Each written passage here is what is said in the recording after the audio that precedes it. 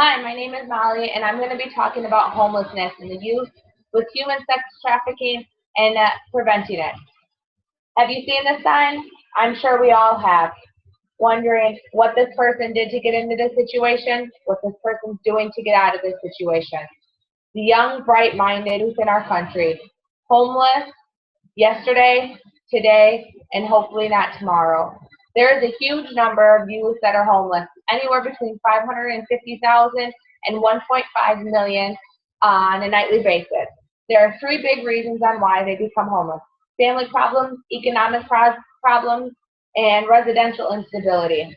According to the interviews by Street Outreach Program, 51.2% were asked to leave, 23.8% were physically abused or left by their caregivers due to drugs and alcohol, and 24.7% couldn't find a job.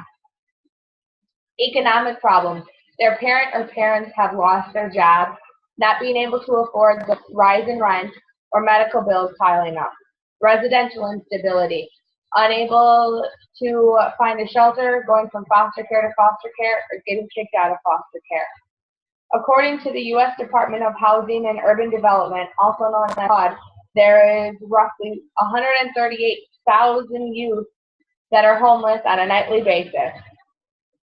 That is the number of youth who go to bed hungry, who wake up hungry, don't have a bed to sleep in, wondering on who's going to pick them up and who's going to sell them.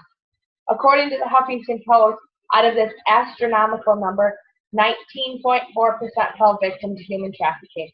15% for sex, 7.4% for labor, and 3% for both. Out of that 19%, 34% were LGBTQ, and that breaks down to be 1 in every 5 youth that are homeless fell into human trafficking.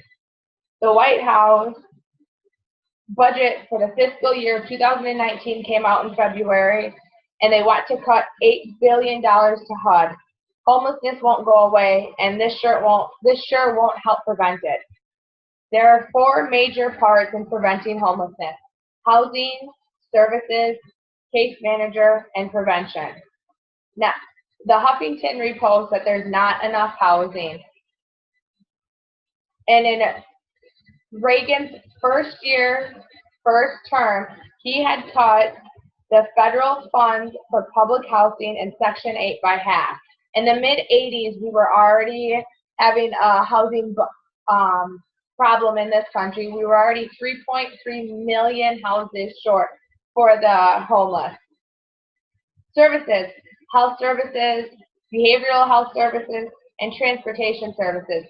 These services have to be available to these people who are trying to get back on their feet. They not only have to be accessible, but they have to be affordable. A case manager. When somebody goes from being homeless to being on top of their feet, they can come to loneliness, depression, relapse. They really have nobody else to fall into. And prevention, to support them financially, emotionally, with welfare, not right before eviction, not when they get on the streets, but way before that. So homelessness is everywhere in every state, just whether we want to see it or not. It's in the youth with human trafficking, and we need to find a way to prevent it.